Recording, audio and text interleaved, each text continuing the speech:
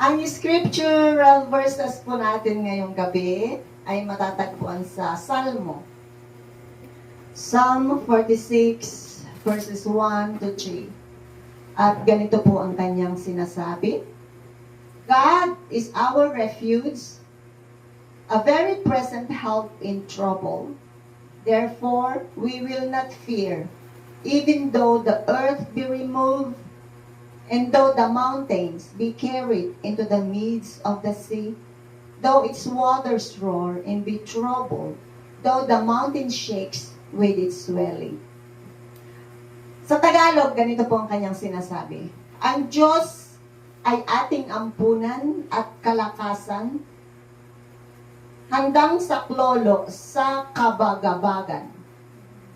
Kaya't hindi tayo matatakot, bagaman ang lupa ay mabago, at bagaman ang mga bundok ay mga glipat sa kalagitnaan ng dagat, bagaman ang tubig niyaon ay magsihugong at mabagabag, bagaman ang mga bundok ay mga uga dahil sa unos niyon. Pagpalain po ang salita ng ating Panginoong Diyos na buhay.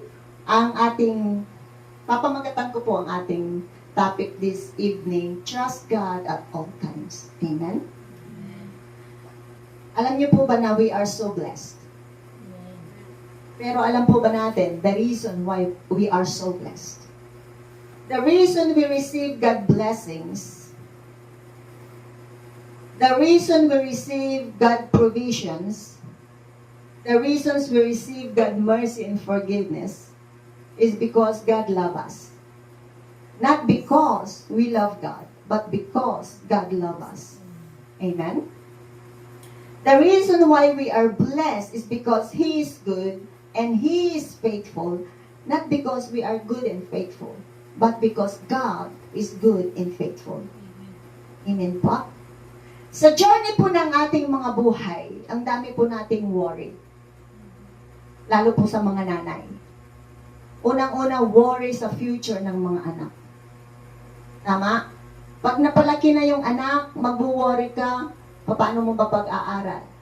Pag nakapag-aral, magwo-worry ka, sinong mapapangasawa?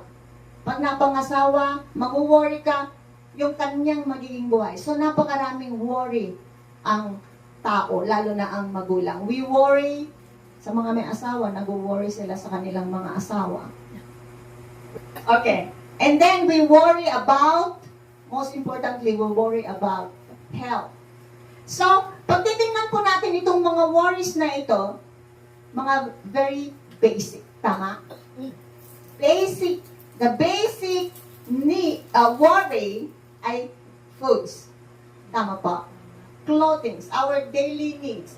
Kaya nga po tayo trabaho ng trabaho to meet our daily needs. Tama? Kasi naawan ti bagas di pagbagasan. Naawan ti bagbuong. Pag wala lahat sa kusina, you worry. Tama po mga nanay? At pag sinabing food, ito ay our physical needs. Kailangan ng ating katawan. Napansin niyo po yun? Ako napapansin ko ito lagi sa bahay. Parang nakaprogram sa utak natin yung pagkain. Kasi kahit may tirang ulam sa lamesa ng umaga, tanghali, pwede nating ulamin yan sa gabi, di ba? Pero pag palapit na nga po na, ano kayang ulam mamaya? Nakaprogram na yun sa utak natin. Pati sa pananamit, pag may nag-anyaya sa'yo, binyag o kasal, umiikot yung utak mo, ano kaya, malayo pa lang, ano kayang isusot ko? Mga ladies, tapos siguro na experience ninyo ito, yung araw na ng punta ninyo. Nagsuot ka ng damit. Tapos, parang hindi ka kontento. Inilabas mo lahat yung damit mo. Naisuot mo na lahat. Lahat-lahat na. Nasira na yung closet mo dahil nandun na lahat sa bed yung gamit. In the end, bago ka pumunta, yung pinakaunang suot mo, yun ang isusuot mo. Sino po yung naka-experience nun? Na-experience ko po rin yun. So, makikita po natin dito na our worry, we worry too much sa mga napakasimpleng mga bagay. We worry for our daily needs. Amen? Food especially. So the basic needs of man is food for our physical body. And the highest need of man is the spiritual food, because it refers also food.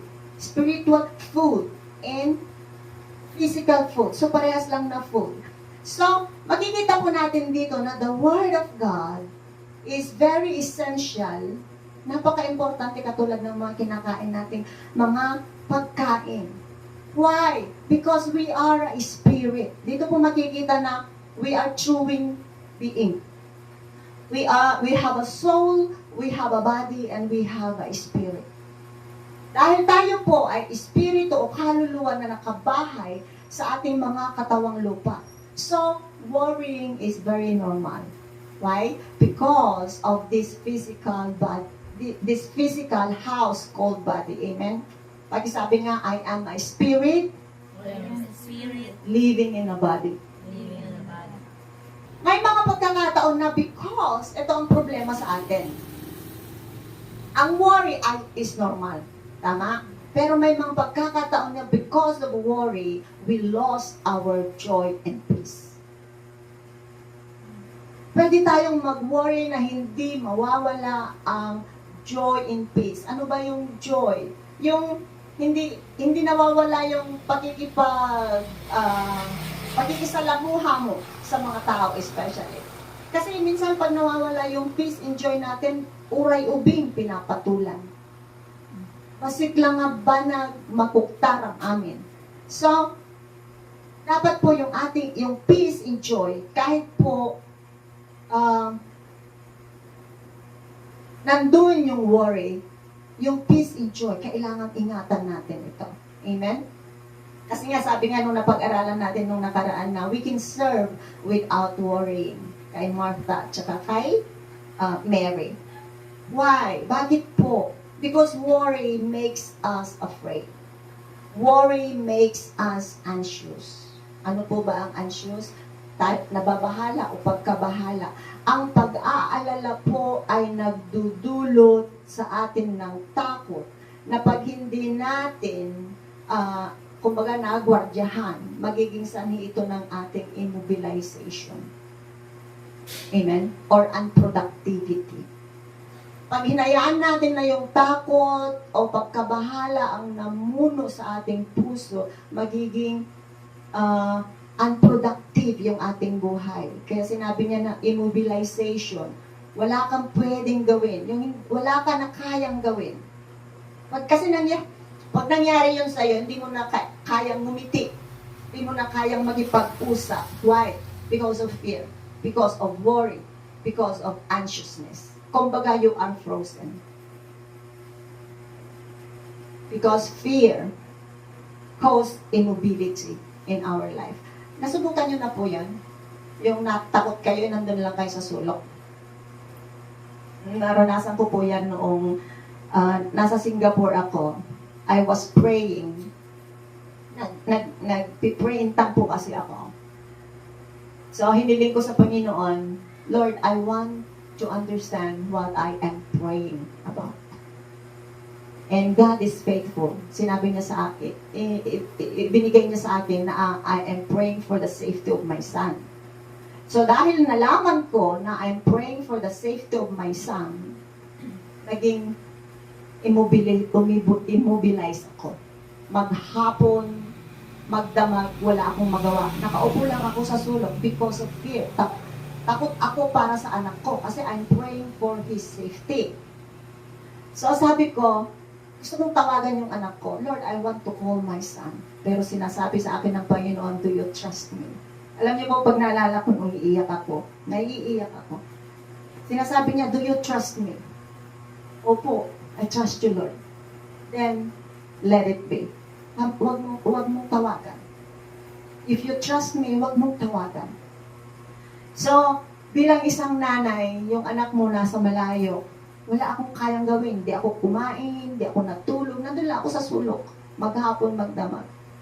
Sabi ko, Lord, gusto kong tawagan yung anak ko. Do you trust me? Yun yung binibigay niya sa akin. So, hindi ko tinawagan yung anak ko. Hanggang sa, di pumasok ako sa trabaho.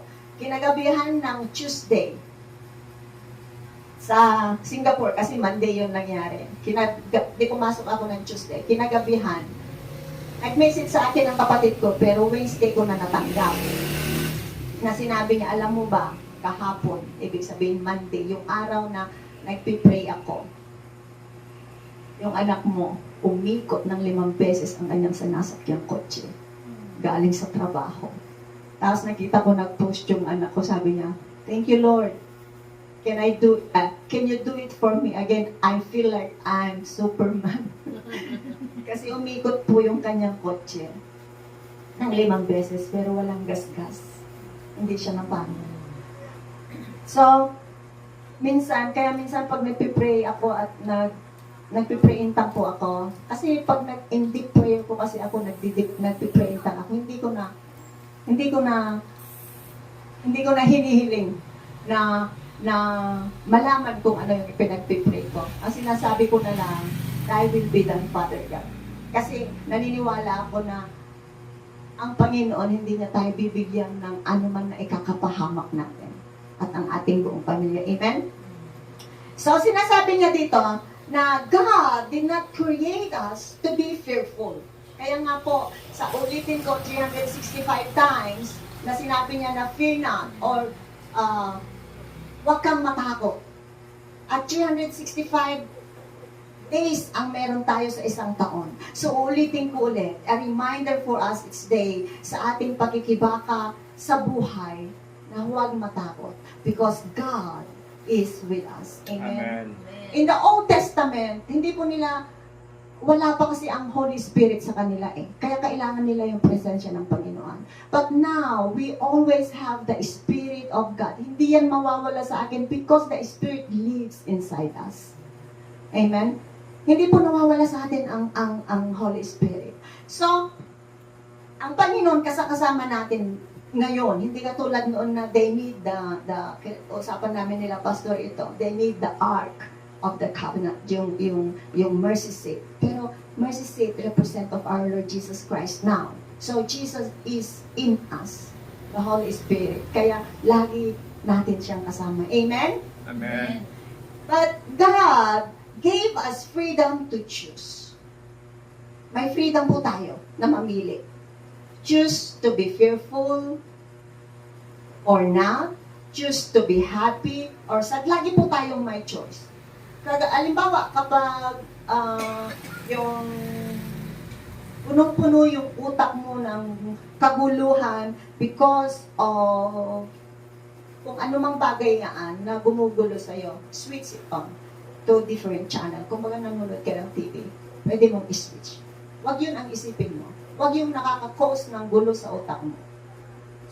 I-switch mo sa bagay na nagbibigay sa'yo ng encouragement or uplifting words na mababasa sa Bible or sinabi ni pastor or ng ibang pastor or ng kaibigan mo. Amen? Kasi we have to choose to do the right thing or not. Meron tayong freedom to choose. Kung gagawin ba natin ang tama or mali. And every single day, battle po ito sa mga tao, especially sa mga anak ng Diyos. Naniniwala po kayo na ang battle ay mas mahigpit sa mga Kristiyano. Ang tinatarget ng kaaway ay tayo na mga believers. Kaya tayo ay may warfare na tinatawag. Bakit? Sabi niya doon na do not let the enemy steal your peace and joy. Because before the enemy can destroy us, he has to steal our peace and joy. Bago pa niya tayo mabigyan ng sakit, mabigyan ng kung ano mang problema sa buhay natin, kailangan tanggalin niya yung ating kapayapaan at ang ating kagalakan sa Panginoon para mabigyan niya tayo ng mga problema sa buhay. So, do not let the enemy steal your peace and joy. Kaya sinasabi niya, trust God at all times. Kahit pa nandyan yung pagsubok, just trust God. Amen? Kasi, it is a choice to trust God. It is always, yung tawag nito, yung choose na pipiliin mo ang Panginoon kahit in your lowest, kumbaga, you are drowning, but you still trust God. Amen? And it is a choice to depend on Him. It is a choice to put our worries in Him. Amen po? In every situation, choose to trust God, even if the situation looks against us. Amen? Kahit po yung sitwasyon ay hindi nakapabor sa atin, trust God. Amen po? Amen. Kasi sabi niya dito, God is our refuge, kanlungan, and strength, kalakasan, a very present help in trouble. This trouble in this verse is here in this world. Hindi mo pag nandun ka sa langit, kasi in heaven there's no more trouble. Everything in heaven is perfect. That's why no more tears, no more pain, no more crying, because heaven is perfect. So ang sinasabi niya dito, this trouble here is now in this earth. So sinasabi niya dito na trust God because He is our refuge. Because apart from God, we are nothing. Amen po? Amen. So, sabi niya dito, God is your very present help in trouble here and now in this earth. Bakit? Kailangan mag-trust ka sa Panginoon. So you have the energy to fight for your battle in this earth. Because only the Lord can give you a supernatural strength to fight for your battle. Amen? The Lord is the only one who can give you wisdom to fight for your battle. Alam mo, pag sa yung enemy, inaatake ka sa utak, it's only the Word of God can fight that battle. Amen po? Amen. And every time you are in trouble, remember that God is with us to strengthen us. Kasi ni-impart niya sa atin yung kanyang strength. Kaya tayo malakas. Hindi dahil malakas tayo. We are nothing without the Lord. But He impart His strength to us. That's why we have strength. Amen po? Amen. Pero kailangan maging conscious po tayo na kasama natin ang Panginoon. Amen? As a parent and human flesh, tayo po na human flesh we care so much about our children. We protect our children at all cost. Why? Because we love them. Tama po? Dahil sa pagmamahal natin sa ating mga anak, we protect them sa kahit anong paraan. Is it because our children are perfect? No. Because we love our children. Our children are not perfect. But we love them. May mga flaws yung mga anak natin. Pero we love them and we protect them. Why? Because we love them so much. As a parent, we want to provide the best for them. Why? Because of love. Not because they are faithful to us, not because they are so sweet to us. Hindi po, hindi lahat ng anak ay sweet. Hindi lahat ng anak ay showy. Hindi lahat ng anak ay truthful. Pero we love them. Why? Because of that love in your heart. Amen? Amen. Also, we watch our children, friends. Sino po yung ganito? Ako, ganito po ako. We watch our children's friend kung hindi ba sila mapapahamak sa grupo na yan. Amen? Because we love them. Not because they are good, but because we love them. Titingnan mo yung mga kaibigan mo, baka mapahamak, baka yung kaibigan niyang isa na titik ng something, mapapahamak yung anak ko. Then we reprimand our children. Every simple and small detail sa ating mga anak, alam natin. Their countenance, yung mukha nila, pag anak natin, alam natin kung sila ay malungkot, kung sila ay masaya, kung sila ay may problema. Alam mo yan, as a mother. Kasi alam ko yan, na-experience ko yan. Makita ko lang yung anak ko, alam ko na may problema siya. So, bakit? Bakit? Because of love. So, if we, being human parents, care for our children so much, how much more our Heavenly Father God, who created us. Amen? Sabi nga sa verse 2, and because we know that God loves us, dahil nga sa alam natin na mahal tayo ng Panginoon, at dahil dyan, hindi tayo matatakot. We will not fear because we know that God loves us. Sabi nga dito sa ating scripture, God is our refuge and strength, a very present help in trouble. Katulad ng mga anak natin, dahil alam nila na mahal natin sila, they are so free. Yung anak mo, dahil alam niyang mahal mo, they are so free. They are so relaxed. Kahit magkamalay sila, parang okay lang. Sabi niya dito, God is our refuge and strength, a very present help in trouble. Therefore, we will not fear. Hindi tayo matatakot. Yung mga anak natin, pag alam na mahal kayo, iba po kasi yung respeto sa takot. I want my son to respect me, not fear me. Yun po yung ano ko. Kaya ma-vocal sa akin po yung anak ko. Sasabihin niya kung anong gusto niya. Hindi siya takot na magsabi sa akin ng kahit na ano, basta hindi siya natatakot. Kasi alam niya na naiintindihan ko. So iba po kasi yung takot yung bata, hindi yan lalapit sa'yo. Hindi yan magsasabi ng problema sa'yo. Pero pag nire-respeto ka ng anak mo, magsasabi yan sa'yo ng mga problema niya. Amen?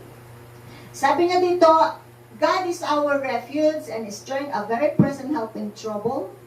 We will not fear, hindi tayo matatakot, though the mountains be removed, and though the mountains be carried into the midst of the sea. Ano pong picture ang nakikita niyo dito?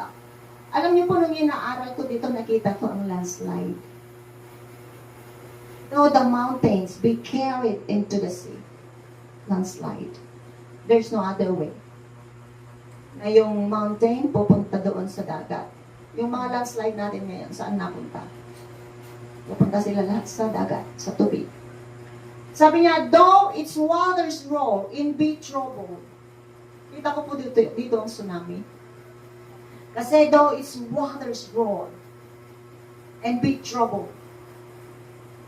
Though the mountain shakes with its swelling, a picture of earthquake and volcanic eruption. Ito po yung mga nakita ko habang inaaral ko ito. Lahat po ng ginamit dito na picture na nabasa natin, a great disaster. Tama po. Na ayaw nating makita o maranasan man lang. Katulad ngayon, earthquake sa Russia, and then mudslide sa India, landslide everywhere, baha everywhere. Pero ito ang mensahe ng Panginoon, huwag kang matakot. Amen po? Ano po ang mensahe? God is our refuge and strength. We will not fear. Because without God, we do not have strength. Because that very strength that we have comes from God. Amen po? So, sinasabi nila na, kahit sabihin nila na today is walang nakakaalam ng rapture, ano po. Pero kahit mag-rapture ngayon, fear not. As long as you trust God. Amen po? Sabi niya, do not fear because when we let fear gets in our heart, kasi pag hinayaan natin na yung takot ay pumunta sa atin, halimbawa, ang dami mong nakikitang nakakatakot, katulad ng mga nasa news. When we let fear gets into our heart, sinasabi natin, Lord, I don't trust you. Sinasabi natin na, Lord, I trust what I see. Distress, sickness, pain, heartache, cloudy day. Pag cloudy day, ibig sabihin masamang-masamang mga nangyayari. Then fear will envelop us. At pag nangyari yan, we are defeated. That's why sinasabi ng Panginoon, fear not. Because when we let fear gets into our heart, we are defeated.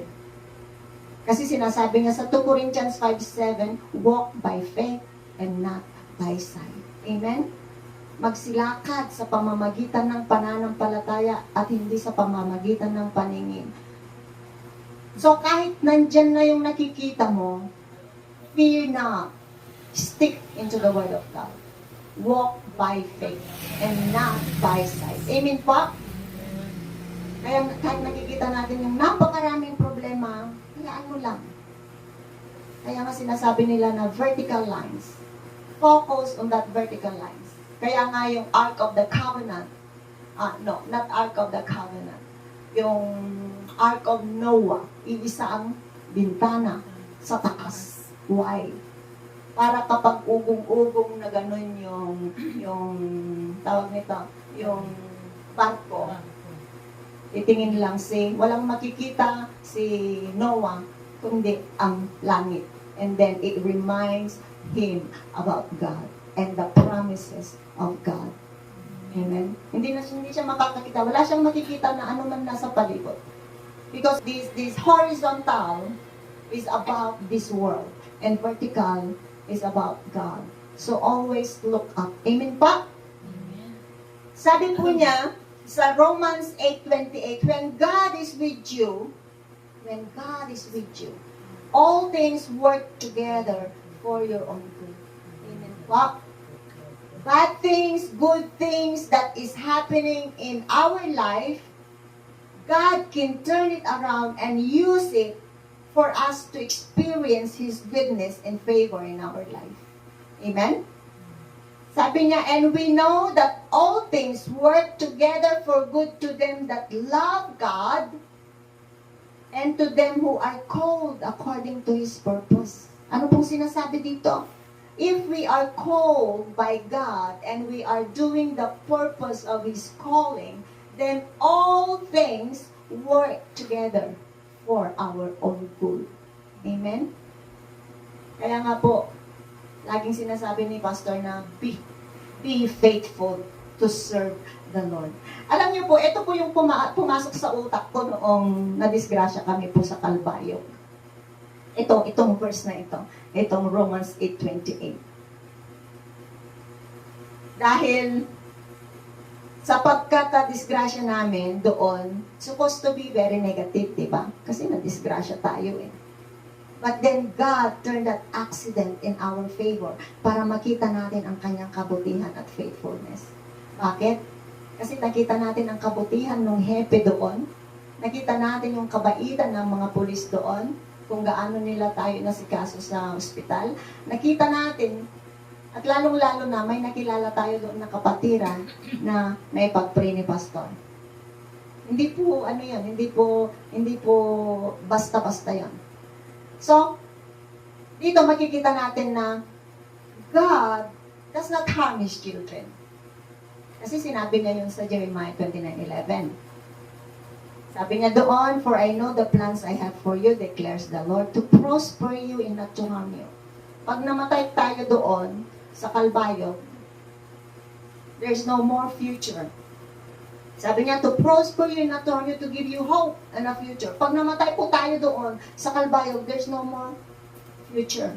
So I still believe na, nakita ko kasi dito ang great hand of God. Bakit? I still believe na that accident is kagagawan ng kaaway. Why? Kasi imaginein mo, ministers, na disgrasya, namatay. Anong sasabihin ng mga non-believer? Diba? Mga pastor, mga yan. Asan ang Diyos nila? Asan ang Diyos nila? Bakit sila na-disgrasya? Napapalayo sila sa Panginoon. I strongly believe po na the enemy want to harm us in that accident para ipahiya ang ministry ng ating Panginoong Jesus. Pero, God turned that into our favor. Amen? Nakikita niyo po yun? Hindi niya tayo hinayaan na mapahamak. Hindi niya tayo hinayaan na mamatay at mapahiya ang kanyang ministry. Amen? He protected us and turned that accident into blessings. Katulad po ni Job. Diba si Job, pumunta muna si Satanas doon sa Panginoon. Pinagpaalam niya si Job. Pinayagan. Parang ganun ang nangyari.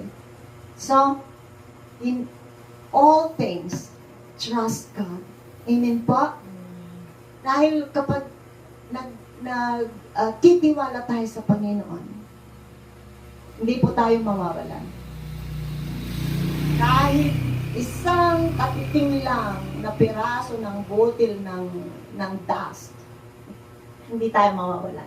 Kundi tayo ay madadagdagan. Amen po? Amen. Yun lamang po. God bless you. Sana na may naiwan po sa atin. At kantahin po natin yung Hosanna. Hosanna, Hosanna, Hosanna in the highest.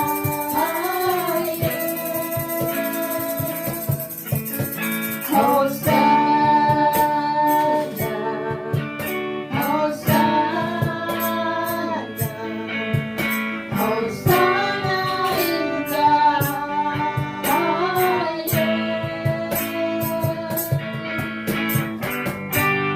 Lord, we lift up your name. With our hearts filled with praise,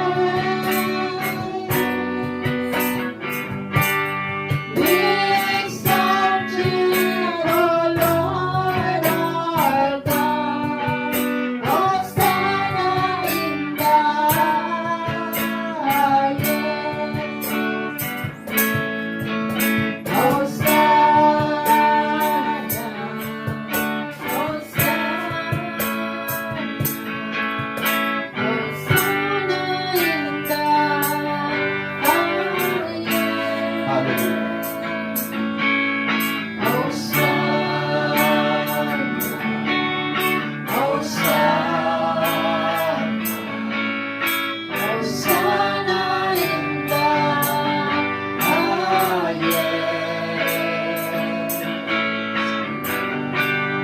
Lord, we lift up your name. With our hearts filled with praise, we exalt you, O Lord our God. Hosanna in the highest. Mga kapatid, sa gabi pong ito, ano man yung pinagdadaanan natin sa ating mga buhay, the message of God is always trust God. Pagtiwalaan natin ng mabuti ang ating Panginoon, sapagkat ang Diyos, kapag pinagtiwalaan natin siya, hindi Kanya pahihiyain, hindi Kanya iiwanan, kundi mararanasan mo Kanyang katapatan, kabutihan sa iyong buhay. Kaya, challenge po sa atin, anumang pinagdadaanan mo, always trust God. Panginoon, sa gabi pong ito, marami pong salamat sa mga salita mo na aming napakinggan, na kung saan ay tinuturuan mo kami, Panginoon, na laging magtiwala sa inyo, anumang panahon, anumang sitwasyon ng aming mga buhay, dumating man ang mga pagsubok na sometimes kami po ay nakakaranas ng discouragement na parabagang ayaw na namin magpatuloy because of the problems, because of the trials na naranasan namin. Pero sa gabi pong ito, Panginoon, salamat sapagkat mayroon kaming Diyos na maaari naming pagtiwalaan sa lahat ng bagay. Kaya sa gabi pong ito, salamat sa iyong lingkod na siya mong ginamit upang maghayag ng masalita. patuloy mo siyang pagpalain, patuloy mo siyang gabayan, at patuloy mo siyang bigyan ng mas malalim pa po nga pangunawa at kaalaman sa inyong mga salita. Panginoon, salamat at tulungan mo kami, Banal na Espiritu, na patuloy na magtiwala sa aming Diyos na buhay na sinasamba at pinaglilingkuran. Salamat po. Ito ang aming panalangin sa matamis na pangalan ng aming Panginoong Hesus. Amen. Palagpakan po natin ang Panginoon.